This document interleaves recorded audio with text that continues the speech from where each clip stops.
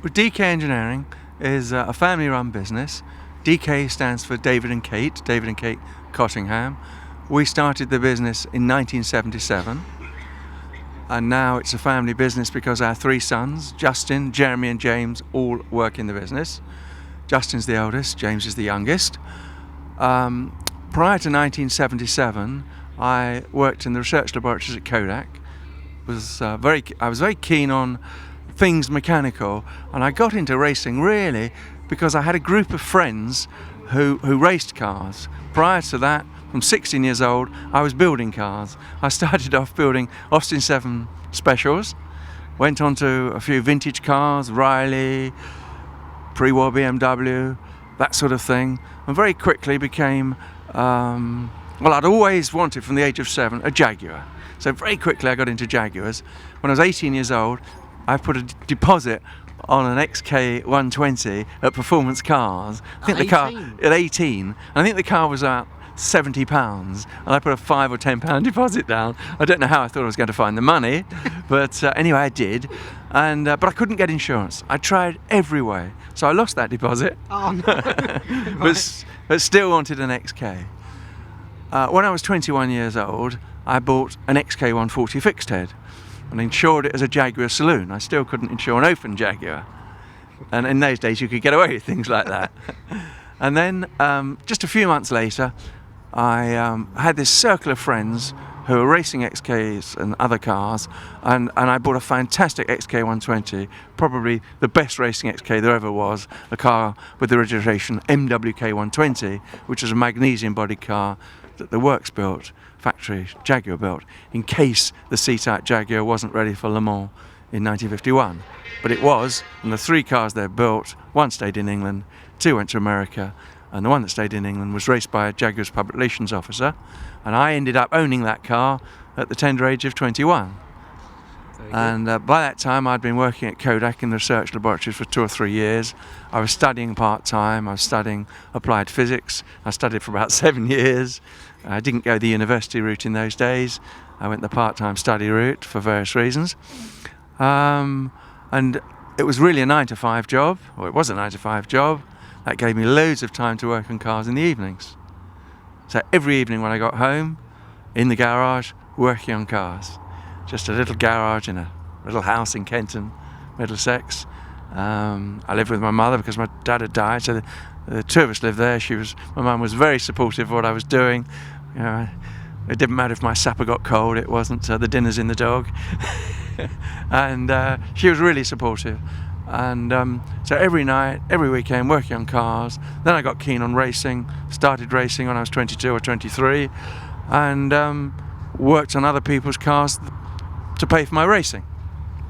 Worked very well, met Kate, and still carried on doing more or less the same thing, but I progressed from XKs to E-types, and I raced a very special E-type, a factory lightweight E-type, the Lumsden Sargent car, a very famous car, 49 FXN. And come 1977, we decided the time would come for me to leave Kodak, which was a bit of a regret because I loved working there, had an interesting job, lots of good friends, but left Kodak and we started DK Engineering. I'd had a couple of Ferraris by then, so rather than specialise in Jaguar, I decided to specialise in Ferrari. So we're in this really very presentable reception here, David, and I see a few trophies to our right. Yeah. What are they all about? Well, the trophies, a lot of them I guess I won, but over many years, that's why there's a lot of them, because I had many years to win them in. Quite a few of them now are ones that James and Jeremy won. They've done quite a few 2-driver races together, which is great bonding and great for us to watch them doing so well. We've been doing less racing in the last couple of years because we've been busy here getting these premises in shape and of course spending lots of money, but we'll be back doing more racing. This is our reception area. I was telling you earlier about these buildings which are actually over 150 years old. We moved here, come August it'll be 3 years, and totally restored them, tried to maintain character, left the beams that you see in the roof, and we've got our offices in this block, and then we just step out into our lovely courtyard. We particularly like our courtyard.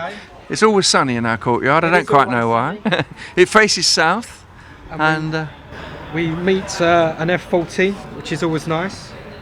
Don't get to see one of them every day, do we? well, over the years we've had a lot of F40s. When the F40 first came out, I ordered one immediately, and in those days we were making lots of money. Well, there would have been a very handsome profit on that then, I would imagine. Well, it's a short story. What happened? I ordered it. Yeah. It was just before the recession, and I ordered it through Italy, and What recession? You're talking about 89, Right, okay. 89, Been a few. and one of my clients had one on order as well, and we were talking about racing one, and this being the spare, my one being the spare one, but the Italians ran off with the money, so we never got our car. no. But we actually got the money back, Right. but they decided they could sell it to somebody else for a lot more money because they were making a big premium at that time. Right. So, but from then on, we had lots of F40s, and middle son Jeremy is particularly keen on them, and always has been. And I was able to get him insurance to drive one at the tender age of 21. Oh, wow. Which is something he can brag about if he likes. And Yeah. so I believe, according to Jeremy's figures, and I believe them, I think he's sold more F40s than anybody else in the country. He quotes this great big number. We'll we pick him up on that always have one in stock, and I really like them. They're great. They're a fantastic driver's car. Everybody knows that because the well-known Clarkson has really pushed them as being Yeah. a very honest car. They're basic, they're powerful, but they are Twin turbo, isn't it? yeah, twin turbo, but very twitchy. Not a lot You of can traction, really is there? frighten yourself if Not there's a a lot little of bit of damp, little Yeah. bit of throttle, a little bit of lock, and you're in trouble. You have to be a But- real driver with one of these, don't you? Well, I've had some big moments, and most people have that have F40s, but that's part of the challenge. You learn to respect them. But having said that, you can drive them in town. They're absolutely fuss-free. They won't foul their plugs up. They won't overheat. They're These reasonably go for about, comfortable. what, 350 the- roundabouts? Yeah, 350 grand? 300 and something Yeah. is the price. We try very hard to buy ones that either haven't been crashed at all or maybe have only had a little scrape. And really we generally do achieve that. Yeah. We very rarely have one that's had a big accident. Very reliable cars They too. are, yeah, they're beautiful as well. Right, let's have a look. What else? Okay, so Boxers. Boxers are becoming popular again. Yeah. Another one that's going up in value. Yeah, they went through a phase of being quite low in price, and something we would say when somebody said, "Do you want to buy a Boxer from us?" We'd say, "Oh no, that'll be a difficult thing to sell." This car was black originally.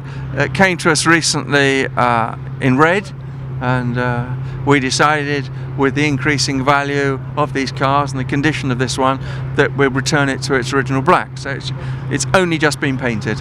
Okay. Probably still sticky.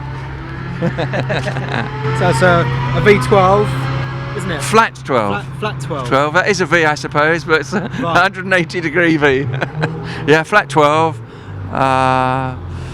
What else can we say about it? Well, I suppose it's the first of the rear-engined big Ferraris. Yeah. What do you think that's going to go for?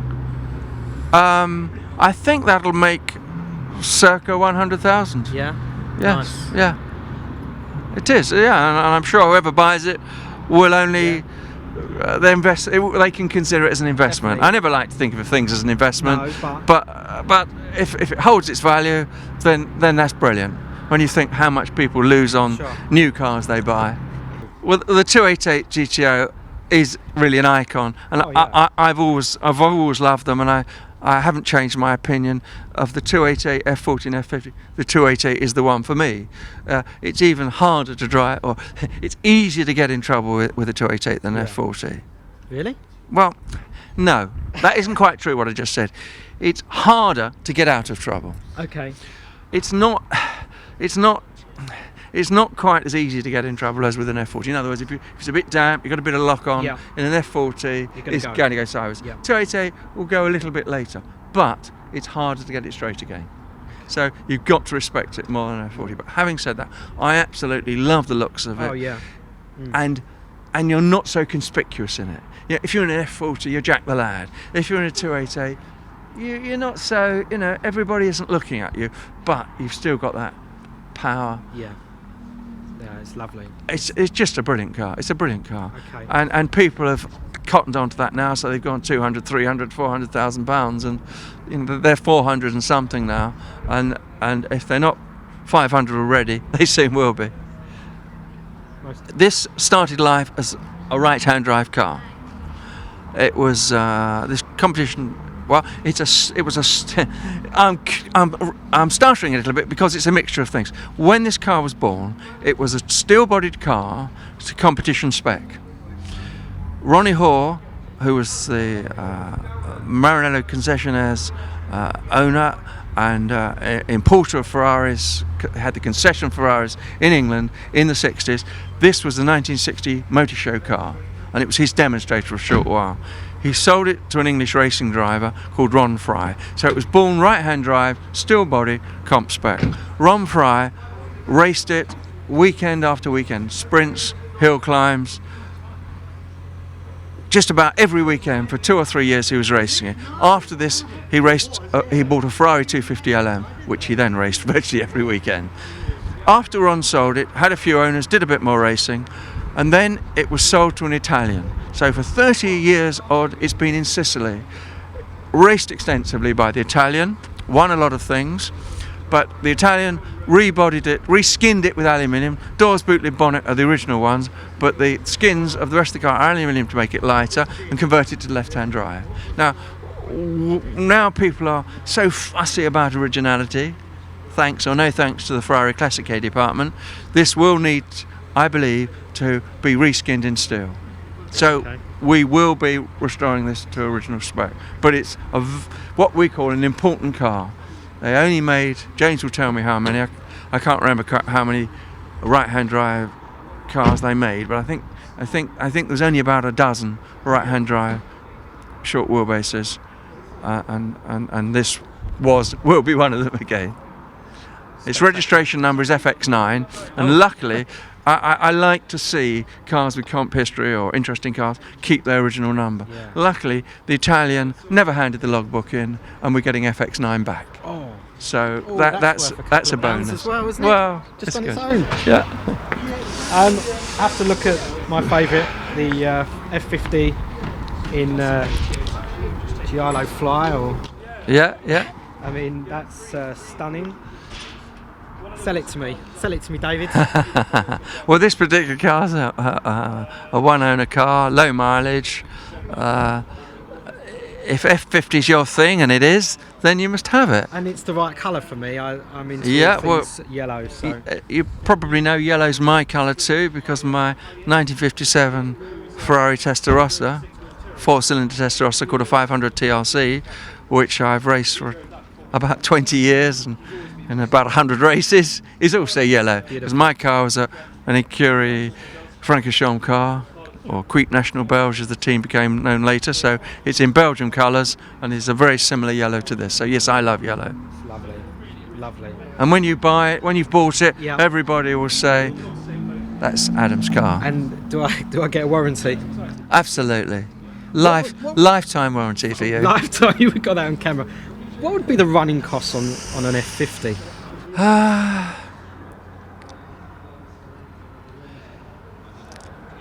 The long pause worries me slightly. Well, it's because it's so low. Really, I would think if you don't need any extra things and you only do a few thousand miles a year, £1,000 a year, very little to spend. Yeah, I suppose if you're hard on it, do some track days, then you're going to be spending money on tyres occasionally. Yeah. Maybe every 10,000 miles, £1,000 odd on a set of tyres, and maybe brake discs and pads if you do some track days. But really, it's not. No. How much would a service be? Well, about £800. Yeah. Yeah, I think so. You know what? I thought we'd be talking sort of 4,000, 5,000, 6,000 for some reason. I don't believe so. No. That's pretty good. Okay. The Daytona. Yeah, doesn't it look great in black? It does. Yeah.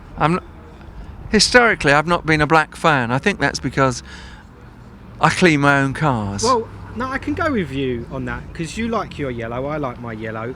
That's not discreet, shall we say, whereas the black cars are discreet. Yes. So maybe we just like a bit of attention. Maybe. But this is a plexiglass one of the early cars, which look obviously, look more attractive than the pop-up headlight car, but the lights are useless because of the perspex diffusing the light. But these are very good cars, and these earlier cars were slightly different specs, slightly more powerful, and another car going up in value. Yeah, absolutely. Most of the cars are. They went so low in value. You know, they went to what, 70,000, 80,000 pounds for a while when nobody had any money, and shut up again.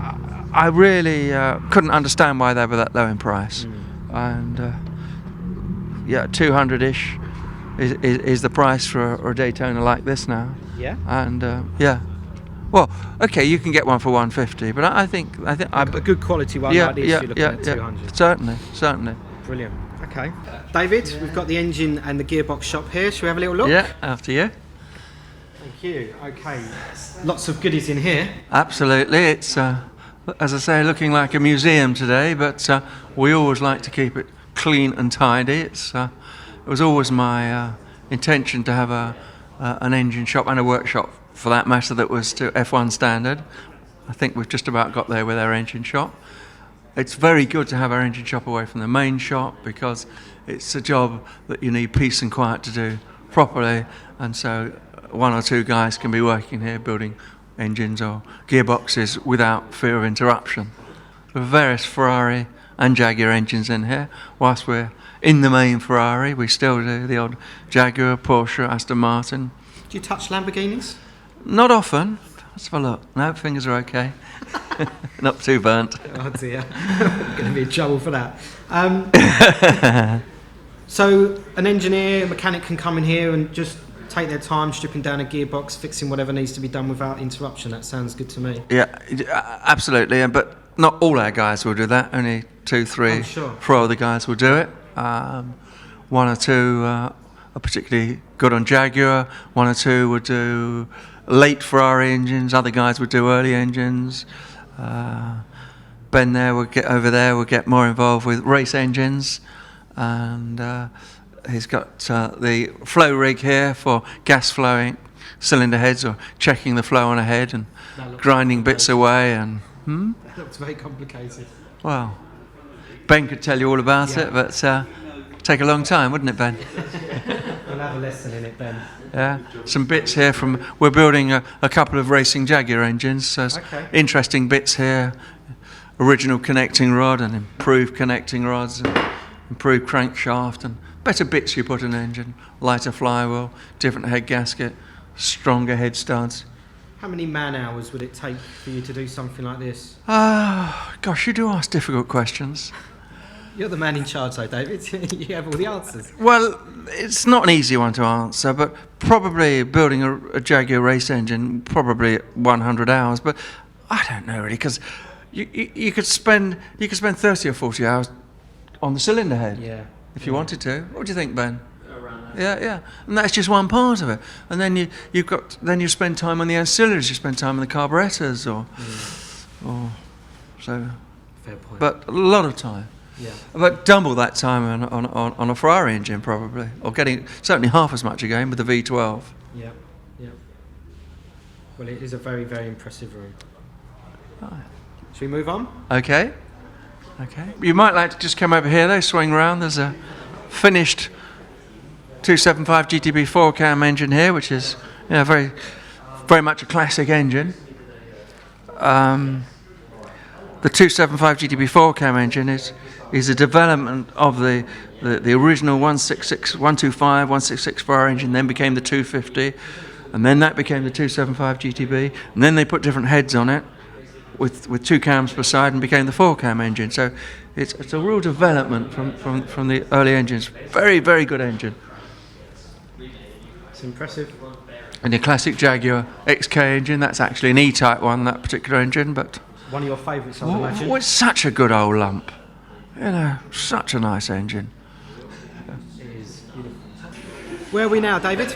We're in the DK Engineering Workshop. Where the magic happens. The main workshop, yes, and you will see when you look around the range of Ferraris that we maintain, and you'll see why I never get bored with this job.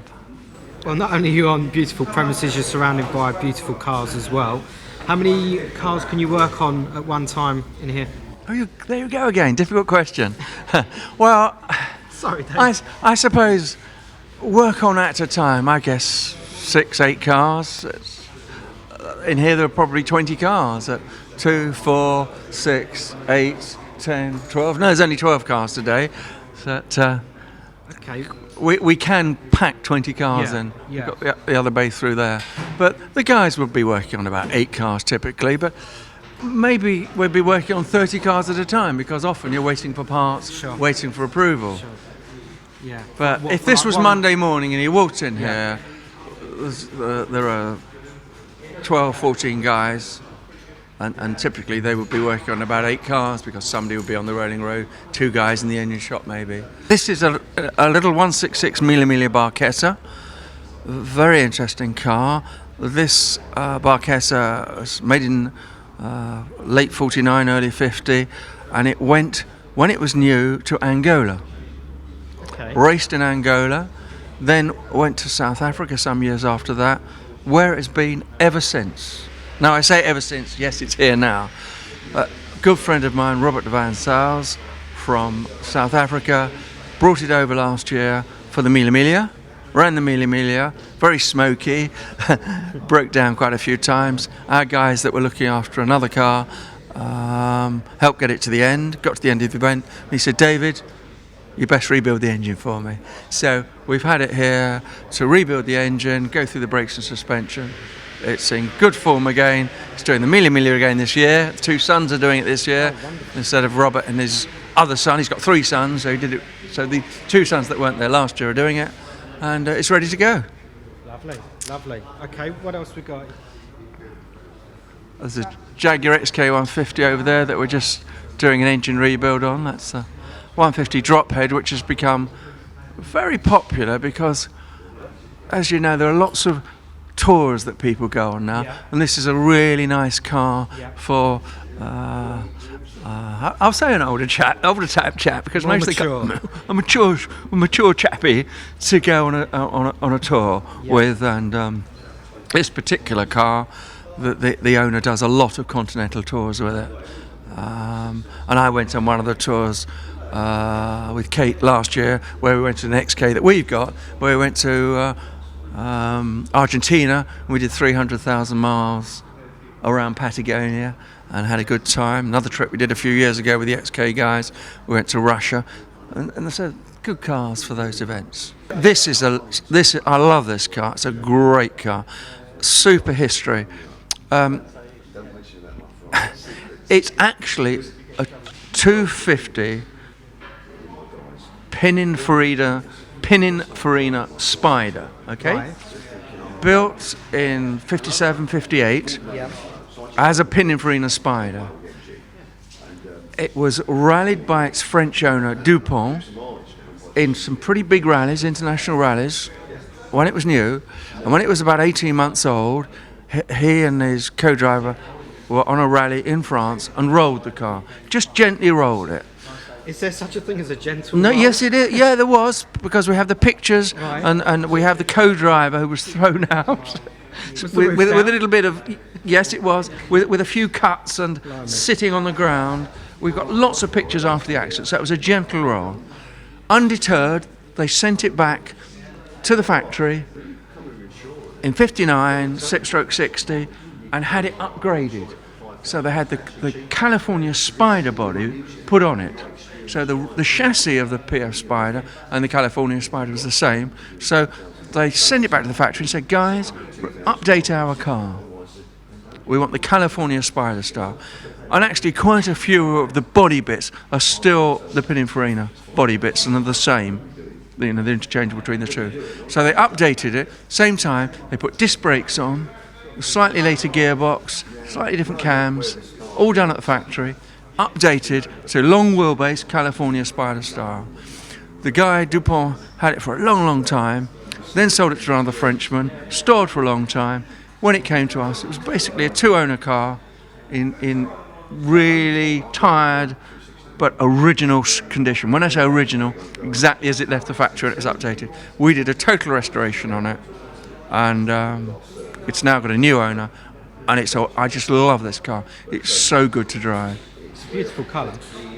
And it wasn't, in real terms, expensive, because people frowned upon it a little bit. They said, oh, well, it shouldn't have a California Spider, it's a Pininfarina Spider. To me, it's a pure car. It was upgraded at the factory, 2 years old, they did all the work, and it's the ultimate spec for me. I prefer the long wheelbase California Spider to a short wheelbase, a little bit more leg room, looks more elegant than your short wheelbase. So, great car. Is this for sale? No. Wealthy Austrian owner has it. He loves the car. He's done a couple of rallies in it. It just came in a few weeks ago for a service and a couple of things to be done before he goes off again. Nice, very nice. Okay, I think that. Oh, this is another another interesting story. This is as it says, one of 3 built. I knew that, but it's what's called it's an Aston Martin short chassis Volante Vantage. Okay. The Volante bit means convertible. Yeah. The Vantage bit means it's got Weber carburetors and a few improvements on it, and a few upgrades. They made approximately 20 of these cars. Only 3 of them with a Vantage spec. So this is quite rare, and it's the Vantage spec. It's the manual gearbox, right-hand drive. So one of 3. Middle son Jeremy, when he was at school, he was at a boys' school, but they had girls in the 6th form. One of the girls in the 6th form, her dad owned this car, and she was collected from school. Sorry, it's not from school. When she was born, she was collected from the hospital in this car. Right. A few weeks later, the car stopped, and it had a cracked distributor cap. Her dad bought a new cap, put it in the boot, and 30 years later, he hadn't fitted it. Right. She phoned up Jeremy and said, Dad's old Aston that's sitting in the barn, by then it had gone rotten and rusty, but was totally original, is for sale. Bonhams are trying to buy it. Right. Are you interested? So the next day, Jeremy and James went off to the Isle of Wight, came back with a car. Really? And we did a total restoration on it. Well, it looks as new. And really. it is. It's as new. 13,000 miles from new. Oh. 2 owners. Super Lazura, lovely car. super light. Yeah. So, wow. Well, this Wow, that's the word. it's a replica, but it's a jolly good one. It came to us as an inferior replica. Super guy owns it, Spanish guy, very sensible, said to us, make it look right and make it go right. So we took this rather poorly built replica and improved it. It's 4 litre spec, works very well. And it's a replica of what? A 330 GTO. Right. So That's going off to Spain next week. okay. And what engine's in there? It's a 4 litre 330 GT engine, 2 GTO spec with 6 carburetors. What do you think the value would be, even though it's a replica? I would say circa £400,000. Really? Yeah, Wow. yeah. It would cost that much to do another one. Sure. Certainly, minimum 3, but probably 4 something. Lovely. David, where are we going now? Well, this is just off to one side of our main workshop. This is our machine shop. Fairly basic, but a lot more than most people have, with surface grinding machine, lathe, milling machine.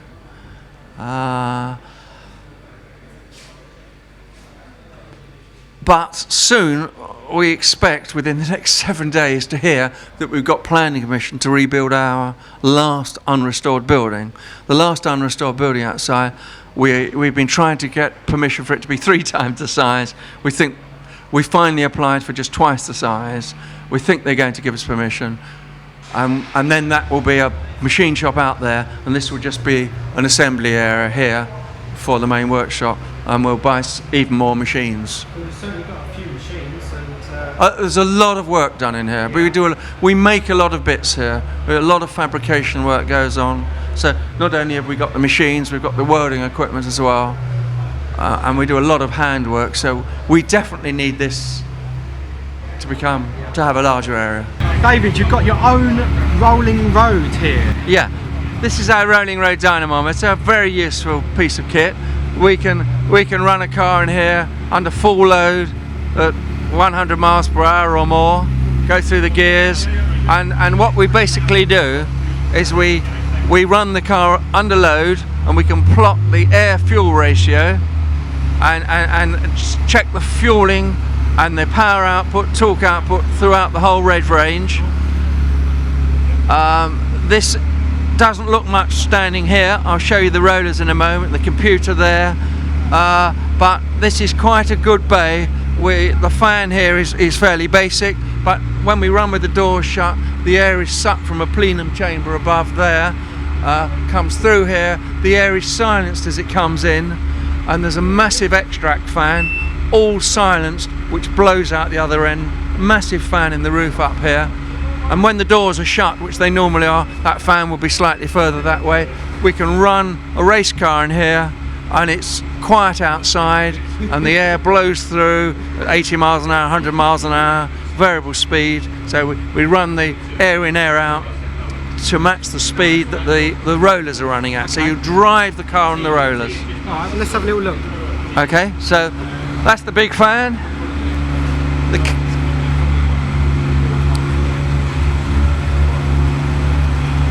car sits in the rollers here. Yep.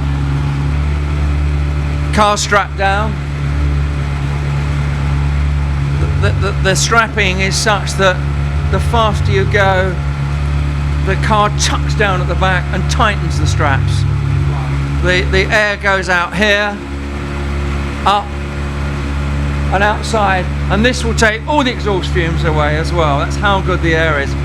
If we're running a car with side exhaust, we can couple up to here, but with the rear exhaust it will go just straight out there, up and away. The guy running the machine sits in the car with a controller, drives the car, and gets his readings. The various bits are connected to the car. You measure the air temperature of the air going into the inlet tract. You've got the rollers connected to a brake, which is connected to the computer, and you'll see in a minute or two when they do a run. We can probably do it through the side door there. Yep. The readings on the computer. I think they're going to do a full power run, and you'll see both the fueling and the power. So this is a 360 coupe. It's a 3.6 V8. Should be looking at 400. Adrian, how many horsepower do you think we'll get? Yeah. Okay. The book Ferrari states 400. Okay. So well, I tell you what, I'll buy you lunch if it's 400. It's not mine. I'm not that bothered, but I doubt it will be. But that's what Ferrari states. It should be 400. That's your 360 there. Yeah. Now. Was just showing, was it 399? Yeah. It's got 409 now. Yeah. We always 409? Yeah, that looks good, yeah. No, that's very good. Yeah. I was explaining to Adam how our rolling road is conservative. Right, okay. It is actually honest and correct. Yep. We have it calibrated and we know it's right. Very good. But if you went somewhere else, Yep. almost certainly, pound to a penny, they would have probably 5% more Right. horsepower. Yeah. Everybody lies about their And what are figures. they? Is it 400 the 400. engines? That's pretty good then, isn't it? So you're above. I don't think that ever happens, does it? Excellent, that's good. Have you done anything to it? No, not at all. No. It's The just, computer calculates it back to the flywheel. Right, So okay. that's set up now. Yeah.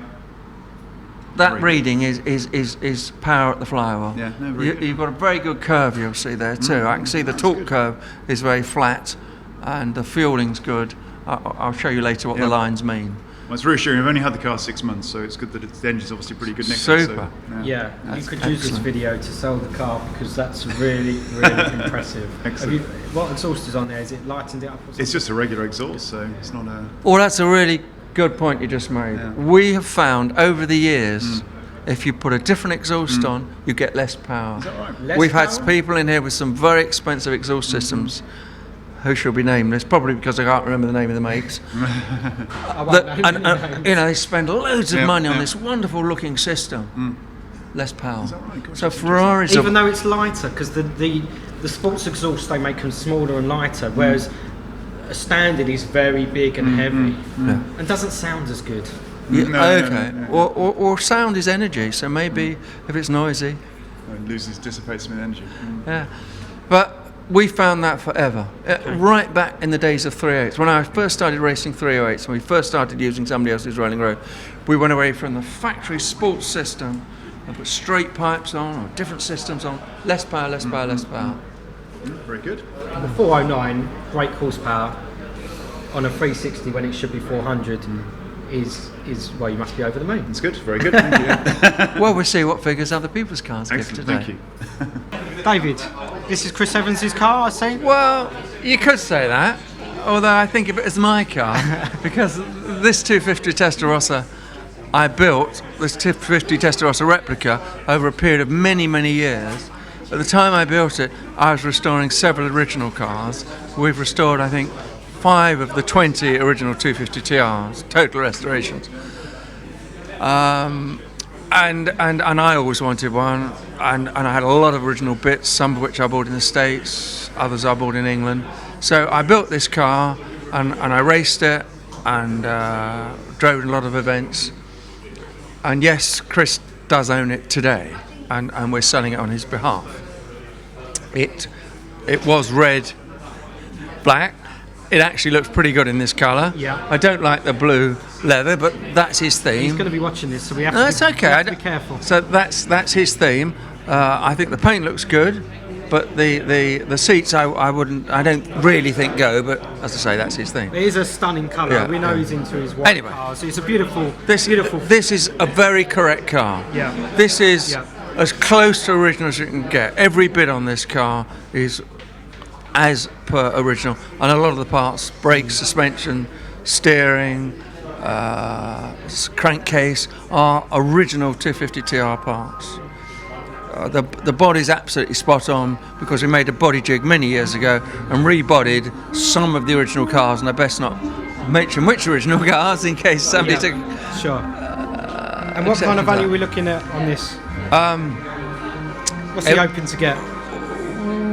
We're asking high threes for it. Yeah. Which is, I couldn't build another car like this for less than £400,000, and that's without VAT. And you stick 20% VAT on that we got today, this would definitely cost £450 to build. Right. And it would take me a long time, and I couldn't find all these original bits anymore. Sure.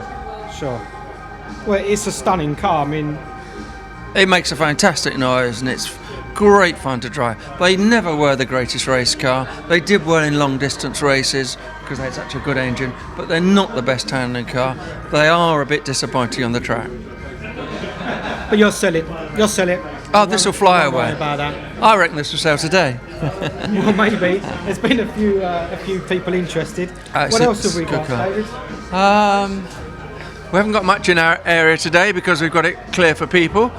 But we do get involved in part exchanges. Yeah. This is a 190 SL.